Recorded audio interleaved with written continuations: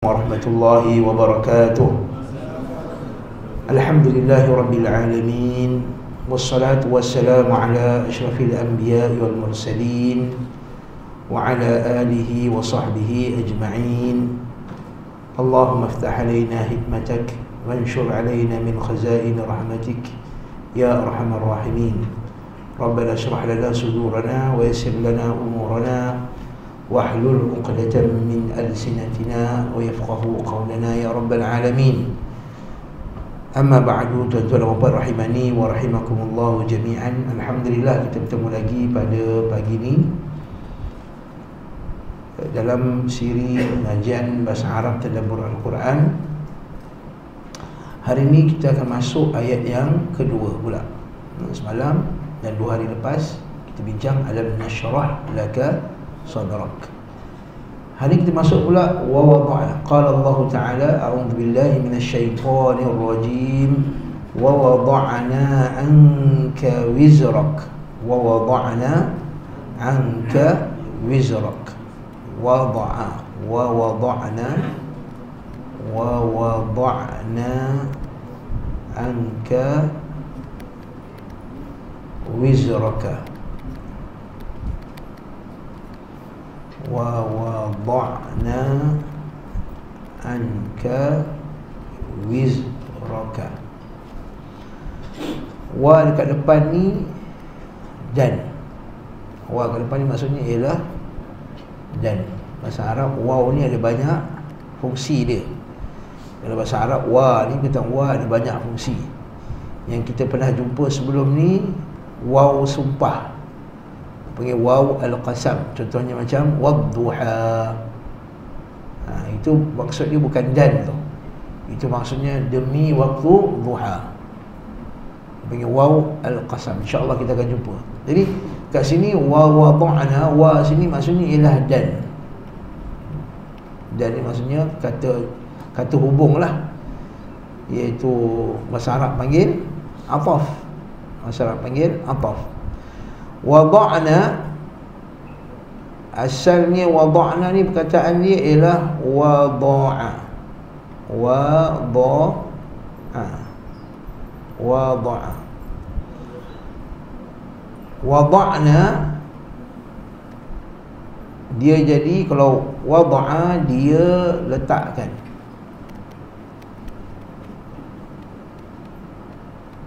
Okey. Tapi kalau wada'na, nampak tak? Ain tu kita matikan. Wada'na, kita letak na kat ujung. Wada'na, na tu kita panjangkan 2 harakat. Jadilah maksud dia bukan kami, maksudnya kami telah letakkan. Letakkan.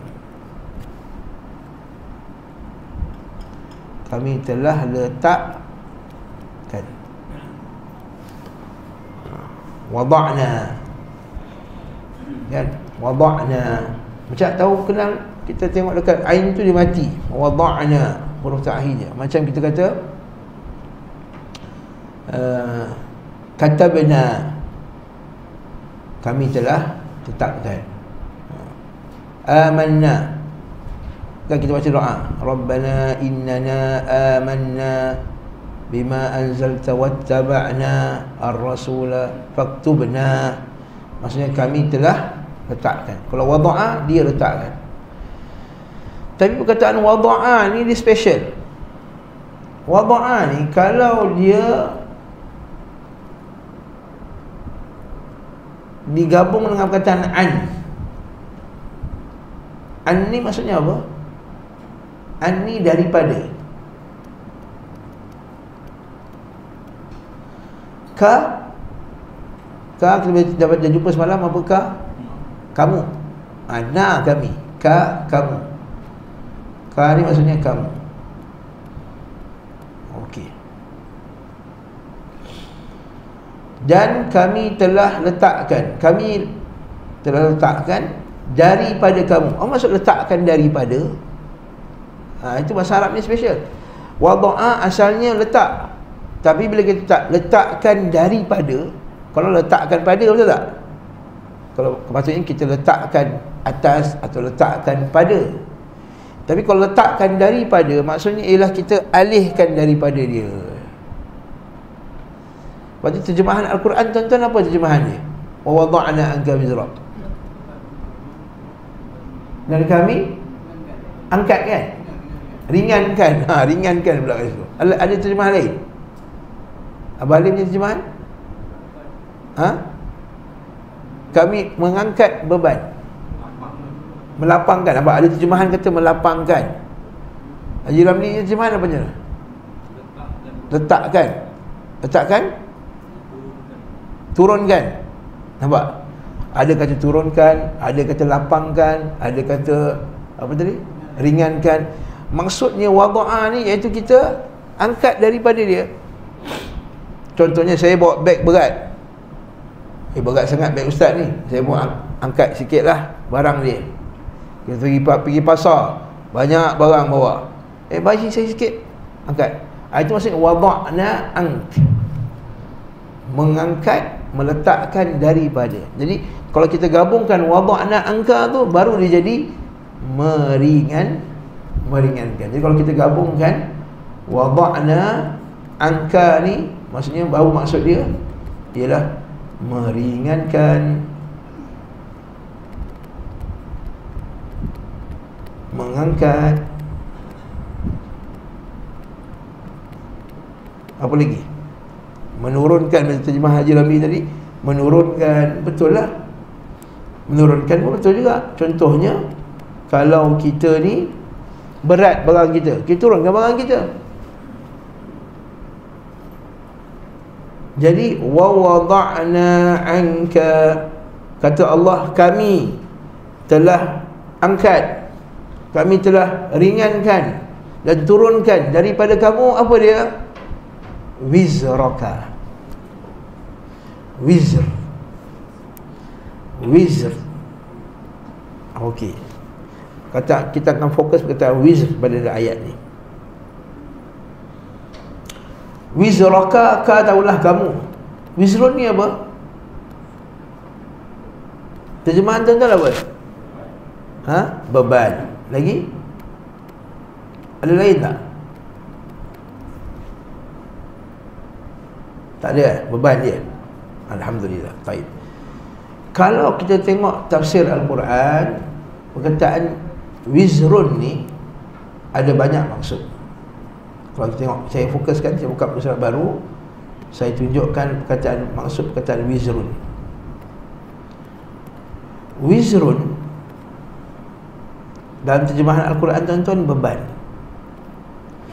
Tapi kalau kita tengok Al-Quran, wizrun ni ada juga maknanya ialah dosa.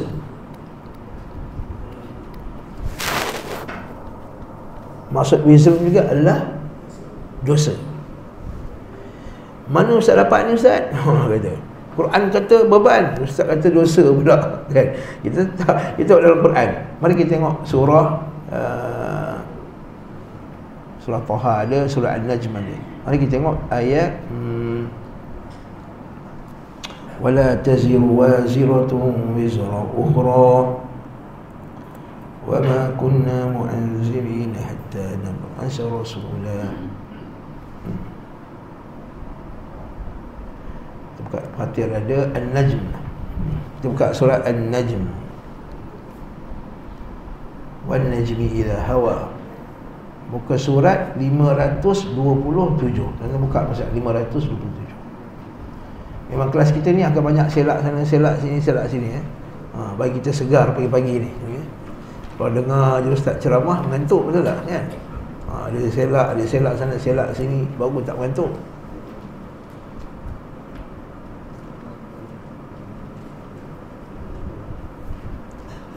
Buka surat 527.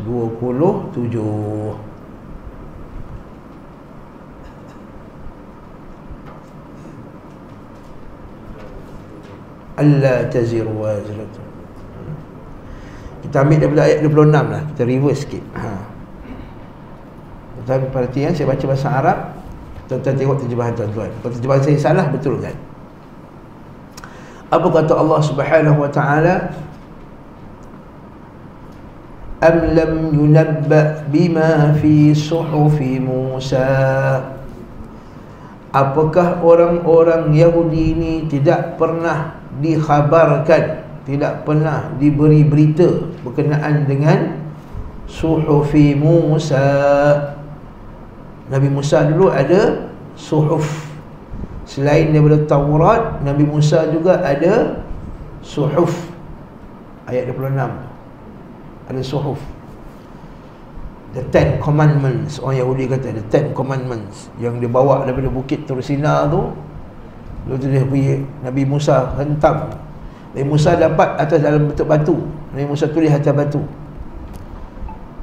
Kali masa turun tu, Nabi Musa dia beritahu bahawa kaum dia sembah lembu. Musa apa? Musa 527. 527 ayat 26. Oh 36. Astaghfirullahaladzim. Maaf ya ibu-ibu sekalian, saya pun dah 40-an dah umur, mata pun dah start rabun ni, spek tinggal pula kan. Maaf ya. Okey, kita buka ayat 36. Sorry. Dah. Am lam yunabba bima fi suhufi Musa. Takkah kamu, mereka ni tak pernah diberitahu tentang apa yang terdapat dalam suhuf Musa? Wa Ibrahim alladhi waffa, dan Nabi Ibrahim dan apa yang telah dia berpegang kepada janjinya. Apa dia? Allah, tuan-tuan fokus pada ayat ni. Allah taziru waziratun wizra ukhra. Tuan-tuan tengok terjemahan dia. Apa dia? Apa dia terjemahan dia? Iaitu seorang itu, bahawa seorang yang berdosa tidak akan memikul dosa orang lain. Kita ni tak ada pikul-pikul, kau buatlah aku tanggung dosa kau. Mana tak ada. Mana ada. Itu orang Melayu punya ayat ni.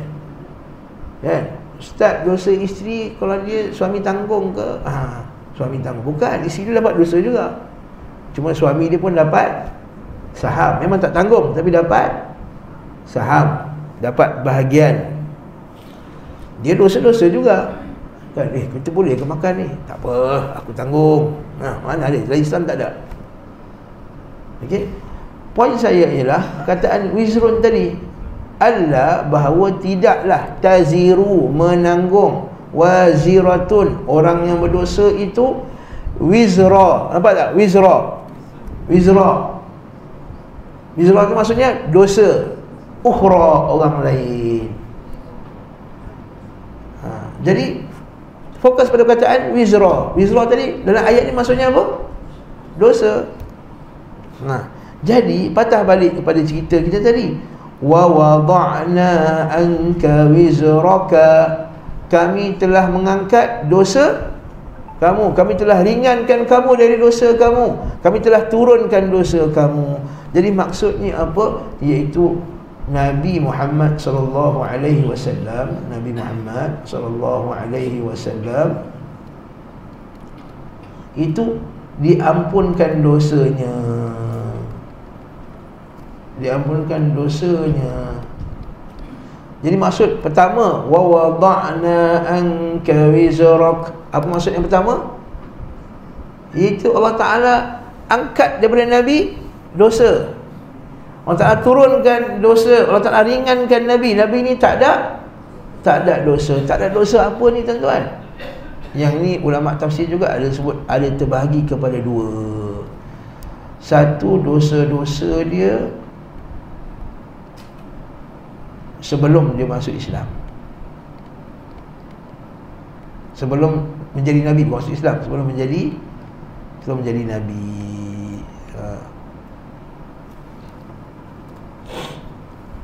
Pendapat pertama yang kata sebelum jadi Nabi. Pendapat kedua pula dia kata bukan sebelum jadi Nabi. Maksudnya ialah yang telah lalu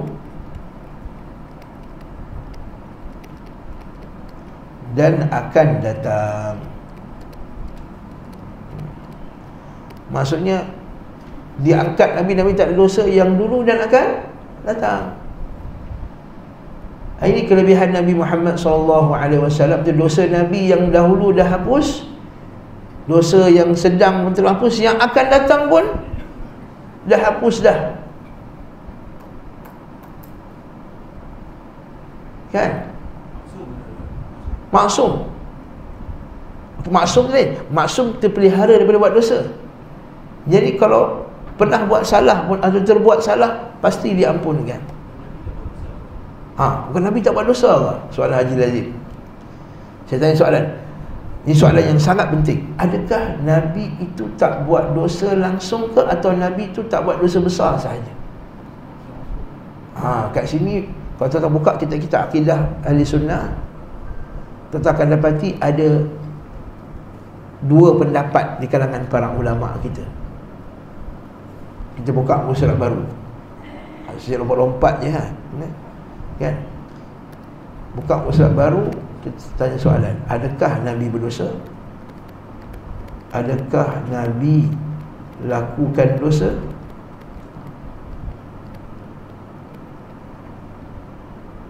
Boleh dosa tak? Dia kata jawapannya pastinya tidak. Kat sini ulama ada beza pendapat. Pertama kata Nabi tidak melakukan dosa besar. Perhatikan kataan saya, dosa besar supaya tak salah faham, dan dosa kecil. Nabi ni maksum. Maksum dengan Nabi, ketika kita maksum, Nabi ni maksum, terpelihara. Jadi tak mungkin Nabi buat dosa besar. Jadi maksum, kataan maksum tu, sebagian ulama kata Nabi terpelihara daripada dosa besar dan dosa kecil. Takkan buat langsung dosa besar dan dosa kecil. Pendapat yang kedua yang disebut oleh Imam Nawawi rahimahullah dalam Sahih Muslim, dia kata, pendapat kedua kata Nabi terpelihara daripada dosa besar, tetapi bukan dosa kecil. Bukan dosa kecil. Tetapi, ada tetapi setiap dosa kecil Nabi itu telah diampunkan oleh Allah.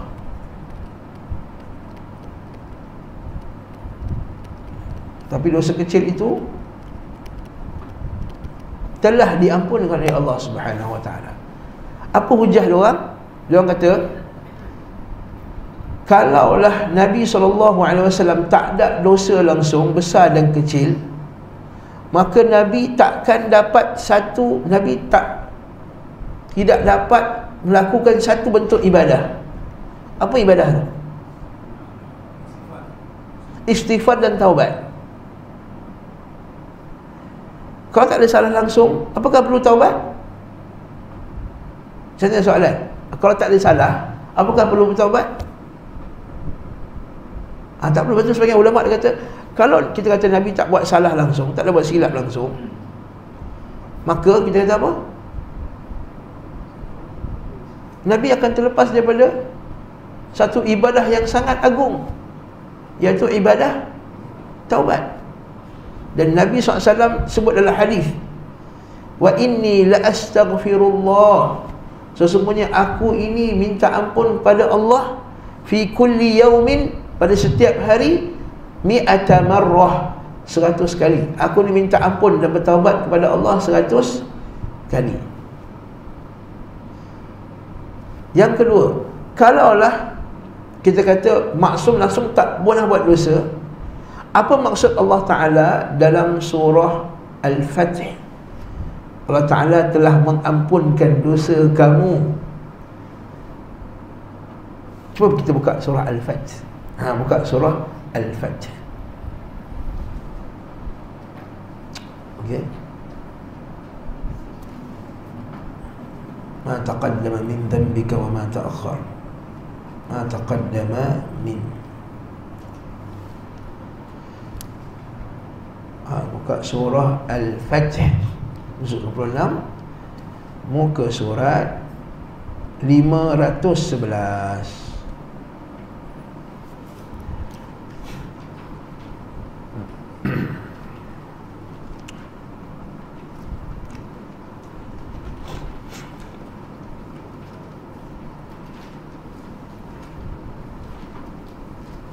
Ayat 22.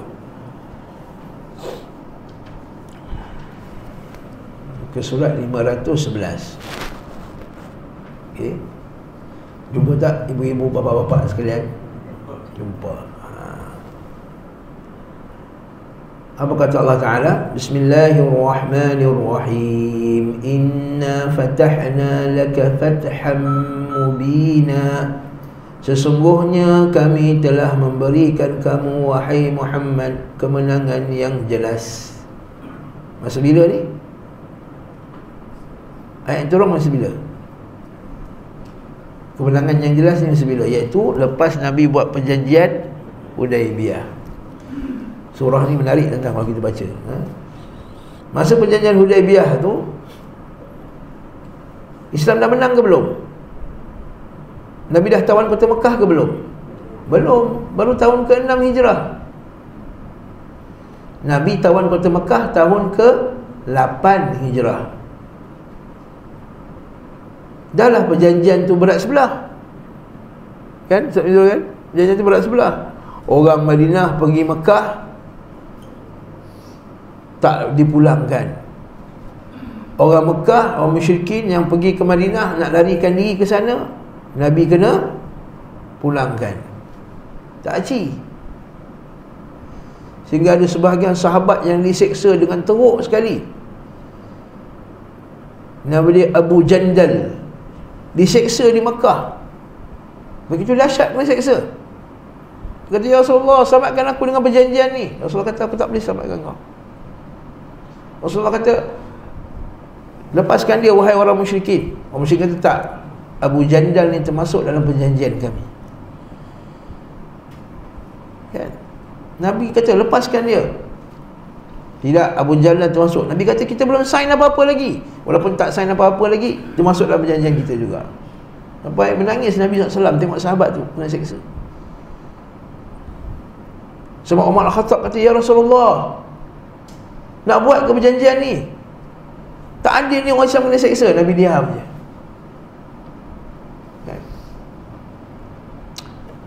Termeterailah perjanjian tersebut. Balik, on the way balik daripada Hudaibiyah nak ke Madinah, turun ayat ni, inna fatahna laka fatham mubina. So kami akan beri pada kamu wahai Muhammad kemenangan yang besar. Sahabat jadi confused. Apa kemenangan ni? Sebab masa tu sahabat ingatkan perjanjian tu menekan orang Islam. Rupanya dengan perjanjian itu apa jadi? Islam boleh tersebar. Sebab apa? Dah ada perjanjian damai dengan orang musyrikin. Dengan musuh terbesar Nabi tak ada perang. Bila musuh terbesar Nabi tak ada perang, Nabi boleh fokus pada Yahudi dan dakwah dan untuk menyerang Yahudi. Maksudnya Nabi balik je daripada Hudaibiyah, Nabi lawan Yahudi. Sebab kalau sebelum ni nak lawan Yahudi, orang musyrikin bersama-sama, kan? Lalu dalam perjalanan balik tu, ya, Nabi kadang sedih tengok sahabat Nabi semua kena seksa. Allah Ta'ala turunkan ayat ni nak melapangkan dada Nabi. Lalu Allah Ta'ala kata apa? Liyaghfira laka Allahu ma taqaddama min dhanbika wa ma ta'akhkhar. Tengok ayat tu. Wa yutimma ni'matahu 'alaika wa yahdiyaka siratan mustaqima. Tuan tengok terjemahan ni tuan-tuan. Apa maksud dia? Supaya Allah memberi keampunan kepadamu. Mu tu siapa? Nabi Muhammad SAW. Terhadap dosamu yang telah lalu. Nah, ni Allah Ta'ala kata Nabi ada dosa ni. Tapi adakah dosa besar tuan-tuan? Bukan. Nabi maksum dari dosa besar. Na'udzubillah. Nabi maksum daripada dosa besar. Liyaghfira laka Allah ma taqaddama min dhanbika wa ma ta'akhkhar. dan apa yang akan datang. Ayat ni kata Nabi semenjak daripada tu, dosa Nabi yang dulu dan akan datang semua dah terhapus. Sebab tu Nabi boleh buat silap, tapi pasti dosa tu akan dihapuskan oleh Allah Ta'ala, serta menyempurnakan nikmatnya ke atas kamu dan memimpin kamu kepada jalan yang lurus. Nampak tak tuan-tuan? Okey, apa contoh Nabi pernah tersilap? Macam kisah Abasa wa Tawalla tu lah. Kan? Nabi memandang dengan penuh masam, muka masam kepada sahabat Nabi. Kan? Surah Abasa tu kan, Nabi masa tengah berdakwah kepada pembesar-pembesar. Datang seorang sahabat Nabi, nama dia Ibnu Ummi Maktum, Abdullah bin Ummi Maktum. Dia ni buta, dia tak perasan situasi tersebut. Dia tak tahu situasi itu Nabi sedang berdakwah pada orang-orang besar. Dia pun jumpa Nabi, tanya Nabi SAW. Nabi tengah sibuk, tengah dakwah ni. Macam saya tengah ceramah, tiba datang orang nak tanya saya. Saya kata, sekejap lagi lah, kan? Tengah ceramah ni, kan? Contohnya lah. Tapi Nabi tak cakap apa-apa. Nabi hanya buat muka masam macam tu je. Okey, orang buta boleh nampak tak muka masam? Tak nampak. Tapi Allah Ta'ala tegur tak? Allah Ta'ala tegur. Allah Ta'ala tegur, Abasa wa Tawalla. Bukalah sekejap, bukan susah pun, kan? Buka surah Abasa wa Tawalla. Kita nak cerita pasal tadi Abasa wa Tawalla. Surah Abasa, muka surat 585. Muka surat 585.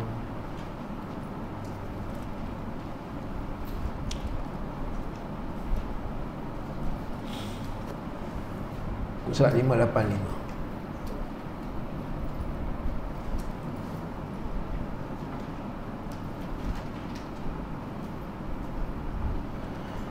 Kita laju lah sikit. Allah Ta'ala kata Abasa wa Tawalla. Apa maksud dia? Telah bermuka masam dan berpaling. Bila? Anja'ahul a'ma, ketika datangnya seorang yang buta. Wa ma yudrika la'allahu yazakka. Apa maksud dia? Kan? Tahukah kamu, mungkin dia nak yazakka, nak sucikan diri dia. Dia tanya soalan, nak tanya pasal agama. Sebab tu kalau orang tanya kita soalan agama, jangan herdik dia. Kita apa punya soalan, soalan bodoh ni. Jangan, alhamdulillah. Mana tahu dia nak sucikan diri dia. La'allahu yazakka au yadhkaru fatanfa'u dhikra, atau dia nak ambil peringatan, lalu dapatlah peringatan. Amma man istaghna ila akhir ayat. Ayat ni Allah Ta'ala tegur Nabi dah. Allah Ta'ala tegur Nabi Muhammad SAW. Allah Ta'ala kata dalam ayat tu, dalam ayat 11, Kalla innaha tadhkirah. Apa dia? Kalla innaha tadhkirah. Maksud dia apa? Sekali-kali jangan demikian wahai Muhammad. Jangan buat macam tu lagi wahai Muhammad sallallahu alaihi wasallam. Innaha tadhkirah, itu adalah peringatan. Maksudnya Allah Ta'ala bagi peringatan Nabi Muhammad sallallahu alaihi wasallam. Kalau Nabi SAW pun diberi peringatan, takkan kita tak diberi peringatan? Ini orang kita ni kadang-kadang tegur terus sentap, tak nak datang lagi dah. Allah. Jadi satu kat tempat saya tu, dia tegur lah, dia jangan buat macam ni, jangan belajar apa, mengajuk terus tak nak datang. Dia tanya macam mana ni? Orang mukmin itu ialah orang yang sedia menerima teguran. Umar Al-Khattab radhiyallahu anhu, bila ada orang tegur dia, dia kata, segala puji bagi Allah yang masih menjadikan pada rakyat Umar Al-Khattab ni ada orang nak menasihati Umar Al-Khattab. Seperti Umar Al-Khattab pun mendapat nasihat. Umar Al-Khattab satu hari dia letak apa? Dia tetapkan, dia kata, orang perempuan lepas ni, orang lelaki kalau nak kahwin, saya letakkan mahar shilling. Masa tu orang dah start naikkan harga, kan? Sekarang 7,777, kan? 9,999 harga nak kahwin, kan? Kalau artis yang kaya-kaya lagi lah mahal dia punya, kan? Tu lah 7,777 dulu, kan? Dia punya harga 77,777 ringgit. Umar Al-Khattab rupanya fenomena tu dah ada pada zaman Umar Al-Khattab, kan dalam zaman Lani je ada, zaman Umar Al-Khattab dah ada lah. Jadi Umar Al-Khattab nak letakkan harga syirik. Jangan tinggi sangat. Datang seorang perempuan, kata, ya Amirul Mukminin, wahai Amirul Mukminin, apakah engkau nak tetapkan perkara-perkara yang tidak pernah ditetapkan oleh Allah dan Rasulnya? Oh, perempuan tu, ni perempuan tu steady, power. Orang lain semua kecut, dia berani. Dia jangan main. Orang perempuan beriman ni berani. Wahai Umar Khattab, wahai Amirul Mukminin, apakah kamu nak tetapkan apa yang telah ditetapkan oleh Allah dan Rasulnya? Sedangkan Nabi SAW, kita pernah bincang dulu sebelum ni, kahwin dengan Zainab berapa? 500 uqiyah, 40,000 ringgit duit kita sekarang. Nabi pernah menikah dengan Zainab, Nabi bayar maharnya 500 uqiyah. Umar Khattab tersentak dia, lamunanku tersentak, lalu dia mendongak, dia bau, tersedar dia. Akhirnya dia tarik balik dia punya apa tu, fatwa dia. Apa dalilnya? Patah balik cerita kita yang asal. Allah Ta'ala kata kalla innaha tazkirah. Dari reverse balik cerita kita yang asal, bahawa maksud wizraka tadi yang mula-mula, iaitu kesalahan-kesalahan. Tapi kesalahan kecil tuan-tuan, bukan kesalahan besar. Na'udzubillah. Nabi tak akan buat benda-benda yang buruk. Na'udzubillah. Terpelihara daripada melakukan dosa besar. Naam. Jadi wa wada'na anka wizrak, maksudnya apa? Kami telah mengangkat dosa kamu wahai Muhammad. Kamu tak ada dosa lagi dah.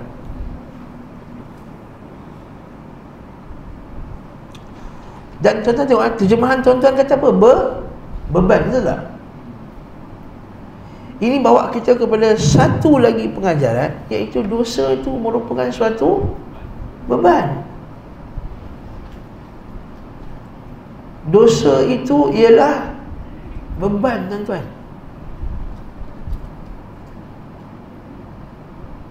Kat mana Allah Ta'ala sebut? Dalam Quran Allah Ta'ala sebut, siapa yang buat dosa dia menanggung beban. Athqalan ma'a athqali. Mari kita buka ayat Quran yang kata dosa itu suatu beban. Yahmilu athqalahum ma'a athqalihim. Athqalan ma'a athqalihim. Athqalan ma'a athqalihim. Surah Al-Ankabut, surah Spider. Okey. 397. Nak dapat anak Spiderman, baca surah ni masa mengandung. Tak, bukan, itu tak betul tu. Okey. Jangan ikut petua tu. Okay. Spider Al-Ankabut. Kan? Orang Melayu kita kalau masa anak mengandung jangan baca surah Al-Baqarah sebab lembu. La haula wala quwwata. Dia baca surah Yusuf daripada awal mengandung sampai akhir, surah Yusuf je. Kalau anak perempuan baca surah Maryam je dia baca. Korang nak cantik je kan. Lepas tu kalau baca surah Al-Ankabut jadi Spiderman. Baca surah An-Naml. An-Naml ke apa dia? Semut. Jadi Ant-Man. Baca surah An-Nahl jadi Bee-Man.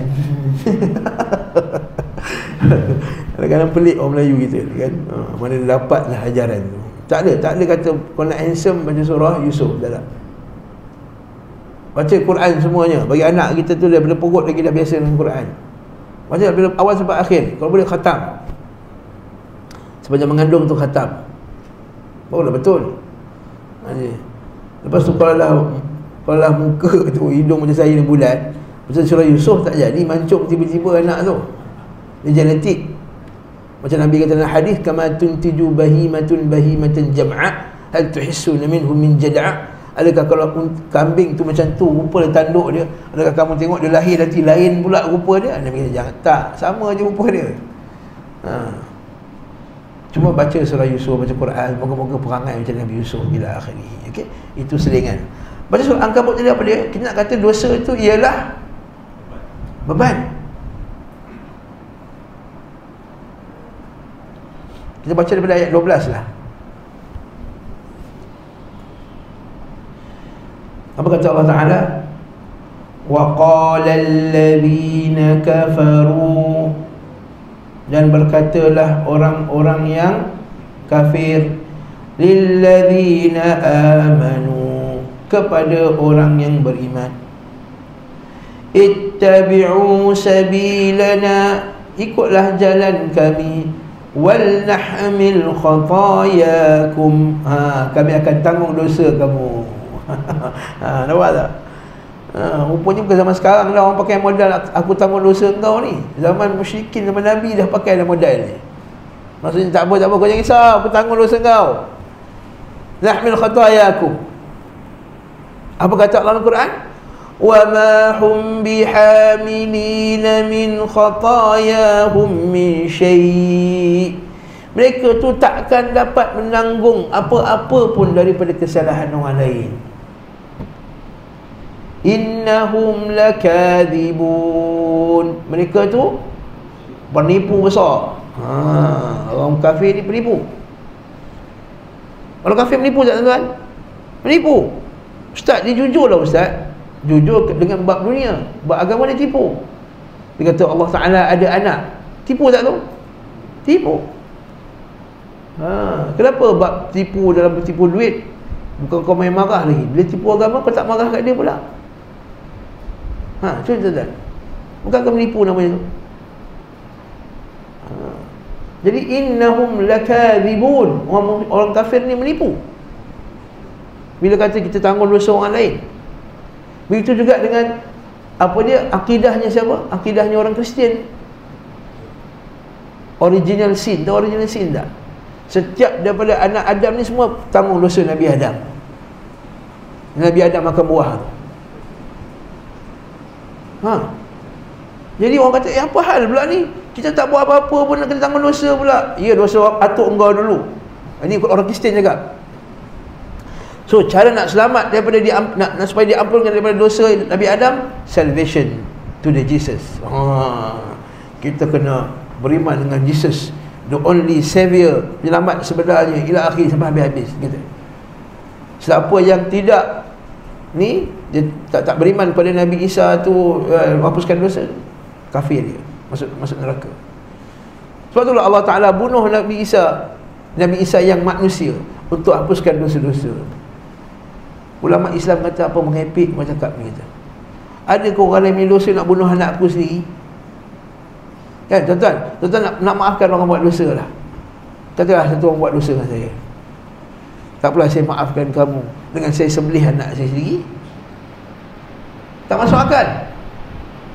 Itu lagi menambah kezaliman lagi, adalah. Taib. Betul, orang Kristian kata kami akan tanggung dosa kamu, jangan risau. Apa kata Allah Ta'ala? Wala yahmilunna athqalahum. Nampak tak? Wala yahmilunna athqalahum wa athqalam ma athqalihim. Apa terjemahan dia? Mereka tu pasti akan tanggung apa dia? Beban. Athqal. Beban apa? Beban mereka sendiri, yang ni tambah pula dengan beban dosa mereka dah sesatkan orang lain. Dan juga apa dia? Dosa orang yang mereka sesat. Tahu tak? Allah kata apa terjemahan dia? Supaya mereka akan memikul beban dosa mereka dan beban dosa yang lain. Ustaz, tadi ayat atas kata tak menanggung dosa, bawah ni pula menanggung dosa. Macam ada pertentangan dia pula. Tak. Atas tu maksud dia tanggung dosa, maksudnya orang tu tak ada dosa langsung. Katakanlah Abah Halim buat dosa, saya yang suruh Abah Halim ikut saya. Saya kata, tak apa Abah Halim buat je. Pergi je Hard Rock Cafe tu, saya tanggung dosa Abah Halim. Ini dalam Islam tak ada. Dalam Islam kata apa? Saya berdosa dan saya juga akan menanggung juga beban dosa mengajak orang tu buat benda jahat. Yang ni bahaya tuan-tuan. Kat sinilah dia. Ini kita boleh tanggung beban.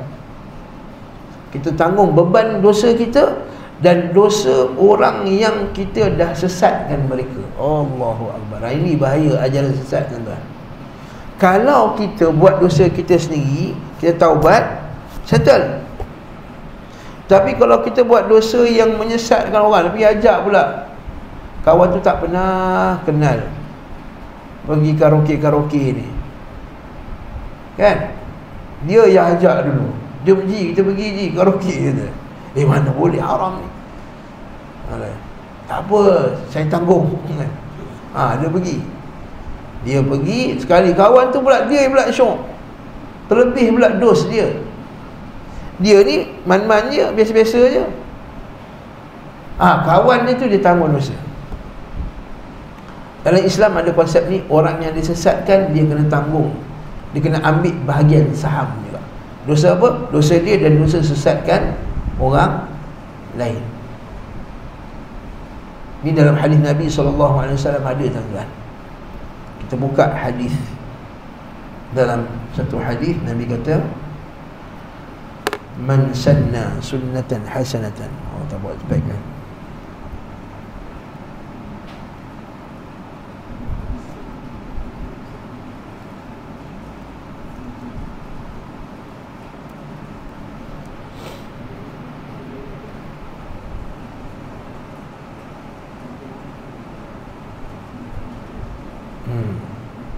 Nampak ni hadis ni.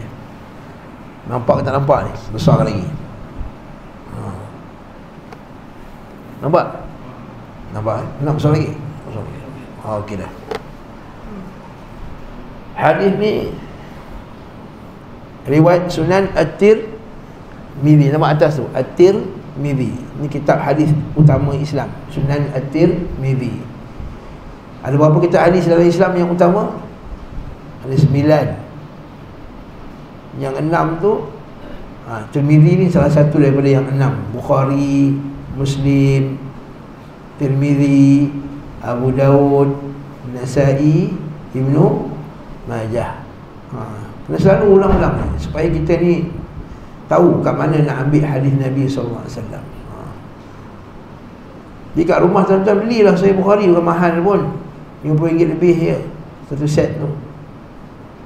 Saya beli satu set pasal ni.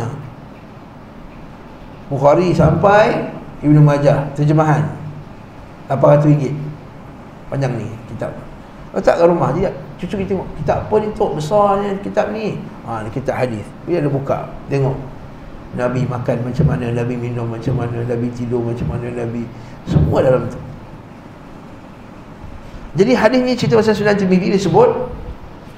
Kita skip kan daripada Jarir bin Abdullah Al-Ansari. Dia berkata, Rasulullah SAW bersabda, barang siapa mensunnahkan sunnah kebaikan.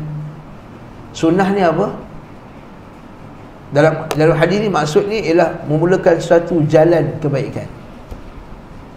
Barang siapa mensunnahkan sunnah kebaikan, lalu dia diikuti atasnya, maka orang ikut dia, maka dia mendapatkan pahalanya dan pahala orang yang mengikutinya. Nampak tak? Kita mulakan buat sunnah kuliah subuh, katakanlah. Sebenarnya tak ada kuliah subuh weekdays. Kuliah subuh semua weekend, betul tak? Kita mulakan kuliah subuh weekdays sampai 100 tahun lagi. Siapa yang mula-mula tu takkan putus pahala sampai hari kiamat. Bayangkan tuan-tuan. Lepas tu ulama' dahulu sentiasa berusaha nak karang kitab. Imam Al-Bukhari berapa tahun dah meninggal? Imam Bukhari meninggal 256 Hijriah. Dah 1200 tahun yang lepas. Sampai sekarang tak kita sebut nama dia. Imam Tirmidzi meninggal tahun 271 Hijriah, 76 Hijriah. 1200 tahun. Sampai sekarang tak kita sebut nama dia. Setiap kali kita baca hadis ni, dia dapat tak pahala? Dapat, tuan-tuan. Jadi kita ni kena fikir apa projek kita yang kita boleh buat sampai kita kekal pahala kita.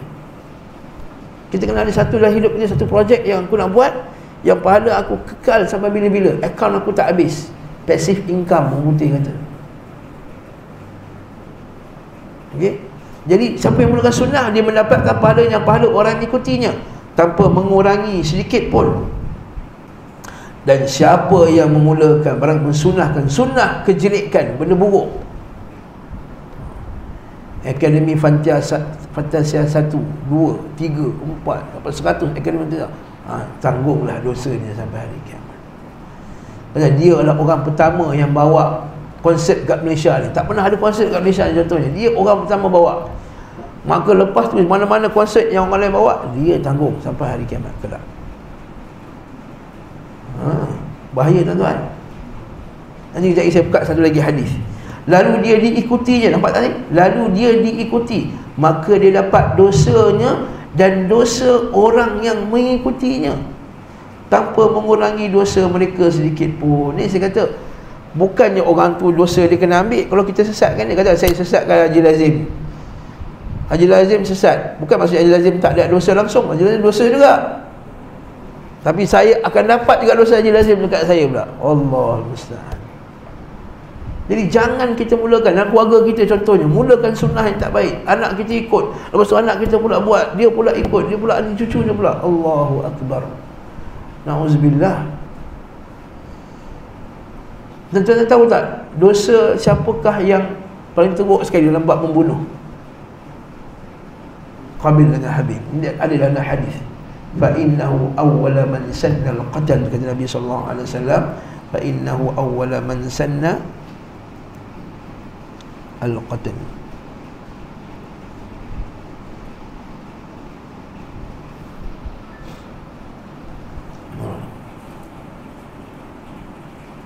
Baca hadis ni, Allahu Akbar. Bila kita baca hadis ni takut betul kita. Hadis Sahih Al-Bukhari tu atas tu, Sahih Al-Bukhari. Sahih Bukhari sahih lah hadis ni. Kita akan cakap kalau tak ada hadis dalam bab agama ni. Sahih Al-Bukhari dari Abdullah, iaitu Abdullah bin Mas'ud radhiyallahu anhu, beliau berkata, Rasulullah sallallahu alaihi wasallam bersabda, apa dia? Tidak satu pun jiwa yang terbunuh secara zalim. Maksudnya mana-mana ada pembunuhan dekat dunia ni, yang mati dibunuh kerana zalim, perompak ke, Israel ke, bunuh apa semua, melainkan anak Adam yang pertama ikut menanggung dosa pertumpahan darah. Allahu Akbar. Kenapa? Kerana dialah orang yang pertama yang mencontohkan pembunuhan. Awwala man sanna al-qatl, kata Nabi sallallahu alaihi wasallam. Bahaya tak tuan? Allahu Akbar. Ni satu masjid kat KL, tak nak sebut nama masjid. Ada sebagian jemaah ni AJK berlaku ada tu. Pengurusi pun sama. Ni cerita umpat ni, tapi tak sebut nama, tak umpat sangatlah. Lepas habis mayang, duduk belakang masjid, ada buat kopi, minum isap okok ramai-ramai. Jadi pot okok belakang tu. Tak maaf saya sebut ni. Akhirnya benda tu berterusan. Sampai bila kita tegur pula, dah lama dah kita buat benda ni, orang okey, jadi pot isap okok belakang. Saya kata tak takut ke nanti kalau depan ni budak muda, anak-anak nampak pergi masjid, tengok kamu buat perangai macam tu, lalu dia ikut. Lepas dia isap okok tu, tiba-tiba dia terus seronok nak isap ganja pula. Lepas dia isap ganja, dia isap dadah pula. Kamu tanggung dosa dia. Fa innahu awwala man sanna al-qatl. Jangan pandang ringan masalah itu, tuan. Jangan pandang ringan masalah. Patah balik cerita asal. Jadi lepas tu kita kata wa wada'na anka wisrak, sebab dosa tu satu beban. Dosa ni beban pada kita tentang dosa ni. Apa beban pada kita? Satu, tak syak lagi, beban di akhirat. Yang kedua, beban kita di dunia. Kenapa? Kerana dosa lah menyebab kita ni terhalang daripada apa dia? Nak ikut Allah Subhanahu Wa Taala. Terhalang daripada cahaya hidayah, terhalang daripada nak pergi masjid, terhalang daripada baca Quran, terhalang daripada nak zikir, terhalang daripada nak belajar, terhalang daripada segala kebaikan. Beban ni beban besar, berhubung kat depan. Kita kalau beban besar, kita ada masalah, ada beban, tak boleh nak selesaikan, kita akan pening kepala tak tuan-tuan? Tu naik darah tinggi tu. Apa high blood pressure kerja. Sebab apa? Sebab dosa. Dekat mana ni tuan-tuan? Dosa ni penghalang kita mendapat kemudahan di dunia. Allah Ta'ala sebut dalam Al-Quran. Orang minit ni Allah Ta'ala kata apa? Istajibu lillahi wa rasul min qabli an yahulu bainal mar'i wa qalbihi. Yahulu baina.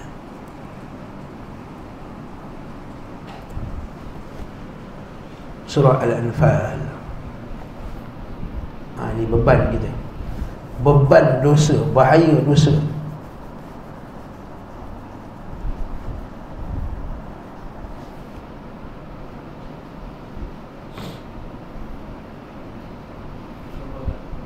Sorry, muka surat 179. 3 minit lagi insya-Allah. Hujan pun tuan bukan boleh balik pun. Sambung lagi lah boleh. Boleh? Tak ikhlas je boleh. InsyaAllah 2.5 kita habis. 2.5 kita habis insyaAllah. Buku surat 179. Jumpa tak? Ambil ayat bawah tu 24. Allahu Akbar. Allahu Akbar. Ayat ni kalau guru saya baca selalu dia menangis ayat ni. Okay? Apa maksud ayat ni? Dia kata apa? Ya ayyuhalladzina amanu, wahai orang-orang yang beriman, istajibu lillahi walir rasul. Maksudnya apa? Penuhilah, sahutilah, sambutlah, terimalah, ikutlah seruan Allah dan Rasul. Idza da'akum, apabila Allah dan Rasul ini mengajak kamu kepada lima yuhyikum, kepada apa yang menghidupkan kamu. Betul tak terjemahan saya? Apa yang hidupkan kita ni? Al-Quran dengan Sunnah. Tanpa Quran dengan Sunnah, jiwa kita mati, tuan-tuan. Bila jiwa mati itu yang semua dah hilang rasa.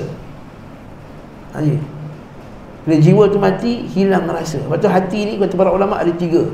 1 mati, 2 sakit, 3 sihat. Mati ni, bila dah mati hati dia, langsunglah benda baik nampak jahat, jahat nampak baik. Tu. Lepas tu tengok askar Israel bunuh, senyum je. Baru semalam saya tengok video, diorang buat apa? Rombongan naik kapal, bot untuk tengok Gaza tu dibom. Saya kata, apa punya jiwa ni manusia ni? Idza da'akum lima yuhyikum. Macam bila dah hilang, hati dah mati, anak segi pun dia rogol. Bila hati dah mati, nenek pun dia rogol kan. Kalau langsung apa? Ada orang rogol nenek. La haula wala quwwata illa billah. Kanak-kanak kecil, Nurul Jazlin dulu kan, umur 2 tahun, kena rogol, kena bunuh, mayat letak dalam beg, letak beg dekat tepi kedai je. Ini hati mati. Yang kedua, hati penyakit, kejap okey, kejap tak okey. Macam saya lah, kejap okey, kejap tak okey. Kemudian ada hati sihat. Lepas tu Allah Ta'ala kata apa? Istajibu lillahi walir rasuli idza da'akum lima yuhyikum. Sebab apa tuan-tuan? Kalau kita tak sambut, apa jadi? Sambung ayat tu. Wa'lamu, ketahuilah, annallaha yahulu bainal mar'i wa qalbih. Allah Ta'ala itu boleh halang manusia, hati dia, dengan Allah Subhanahu wa Ta'ala. Oi, bila Allah Ta'ala dah blok ni, kita beban tadi tu. Apa terjemahan dia? Ketahuilah sesungguhnya Allah Ta'ala itu boleh apa dia? Mengubah yahulu bainal mar'i wal qalbi ni. Kata yahulu ni maksudnya ialah macam ni, saya jadi penghalang. Contohnya kita kata Haji Ismail yahulu baik antara saya dengan belakang Haji Ismail. Saya tak nampak orang belakang. Jadi maksudnya Allah Ta'ala itu akan blok kita. Yahulu bainal mar'i wa qalbi, akan blok hati manusia tu antara dia dengan Allah Ta'ala. Bila dah kena blok hati dia dengan Allah Ta'ala, dengan Quran, apa jadi? Habislah. Dengan Quran pun tak nak, ngaji pun tak nak, belajar pun tak nak. Wa annahu ilaihi tuhsyarun, dan kepada Allah nantilah kamu semua akan dibangkitkan, dikumpulkan. Bahaya ni tuan-tuan. Istajibu lillahi wa rasul. Allah Ta'ala yahulu bain. Ini beban. Ini beban dosa, tuan-tuan. Barakallahu fiik. Okay? Jadi selayaknya Allah Ta'ala kata apa? Wa wada'na anka wizrak. Beban yang kedua, ni masa kecederaan sebab hujan, iaitu beban dakwah. Beban dakwah. Maksudnya kami ringankan engkau wahai Muhammad kesusahan dakwah. Dakwah ni ada kesusahan, tapi walaupun keadaan beratnya itu, kamu tak rasa terbeban dengan dakwah ni. Macam orang lah, tuan-tuan, kan, dia buat kerja, kalau dia nak bina sebuah masjid, kan susah nak beban, nak pergi naik turun nak buat ni, lepas semua kota kerja pening, nak cek sponsor, beban tak? Tapi bila dia buat, dia seronok tak? Itu maksud dia. Lepas tu kalau kita baca para ulama' dahulu, nampak macam terbeban je. Pagi baca mengajar sampai zuhur, lepas zuhur tidur sekejap, lepas zuhur mengajar sampai asar, lepas asar rehat sekejap, dia pula mengulang kaji Quran sampai malam. 2-3 jam dia tidur satu hari. Al-Imam Syafi'i rahimahullah 3 jam satu hari, tuan-tuan. Allah, 3 jam satu hari Imam Syafi'i rahimahullah. Jadi poin apa? Tapi dia rasa seronok tak buat benda tu? Seronok. Itu maksudnya wa wada'na anka wizrak. Salah satu maksud dia ialah Allah Ta'ala mengangkat dari Nabi Muhammad SAW tu beban dakwah ini. Walaupun orang musyrikin hentam Nabi kiri kanan, Allah Ta'ala sentiasa memujuk Nabi. Dan apa dia? Nabi pun rasa lapang dada Nabi SAW. Dan berkenaan dengan ni banyak ayat-ayatnya, sebab seluruh Al-Quran itu ialah memujuk Nabi Muhammad SAW. Jadi tak sempat kita, masa dah terlebih ni. InsyaAllah kita akan huraikannya pada kuliah Rabu depan bi'idznillah ta'ala. Masa hujan turun ni tuan-tuan, doa dia makbul, kan? Masa hujan turun, doa makbul. Hari Jumaat pagi, lepas subuh, lepas kuliah, lagilah makbul. Jadi kita pun doa banyak. Allahumma alimna ma yanfa'una wanfa'na bima 'allamtana warzuqna ilman yanfa'una. Ya Allah, ajarkanlah kami ilmu yang bermanfaat, dan manfaatlah ilmu yang telah Engkau ajarkan kepada kami, ya Allah, dan rezekikanlah kami ilmu yang bermanfaat. Allahumma inna na'udzubika min ilmin la yanfa'. Ya Allah, kami tak lindung pada kamu, ya Allah, ilmu yang tidak bermanfaat. Wa min qalbin la yakhsha', dan daripada hati yang tak khusyuk. Wa min nafsin la tashba', dan daripada nafsu yang tidak pernah kenyang. Wa min da'watin la yustajabu laha, dan daripada doa yang tidak mustajab. Wa min haula'il arba'. Allahumma ighfir lana, ya Allah, ampunilah dosa kami. Wa li abaina, dan bapa-bapa kami. Wa li ummahatina, dan ibu bapa kami. Wa li masyayikhina, dan juga kepada masyayikh kita, syekh-syekh kami, guru-guru kami. Wa liman ahabbana. Allahumma arham mautana, ya Allah, rahmatilah orang yang mati di kalangan kami. Washfi mardana, ya Allah, sembuhkanlah orang yang sakit di kalangan kami, ya Allah. Wala taj'alna minna syaqiyyan wala mahruma, janganlah Kau jadikan kami, ya Allah, orang yang sengsara di dunia, wala mahruma, dan juga terhalang daripada kebaikan-Mu, ya Allah, di akhirat kelak. Allahumma ja'al jam'ana hadha jam'an marhuma, ya Allah, jadikanlah pertemuan kita ini pertemuan yang diberkati. Wa tafarruqana min ba'dihi tafarruqan ma'suma, dan janganlah Kau jadikan perpisahan kami perpisahan yang tercela, ya Rabbal Alamin. Wa sallallahu ala Muhammad wa ala alihi wa sahbihi wa sallam, walhamdulillahi rabbil alamin. Assalamualaikum warahmatullahi wabarakatuh.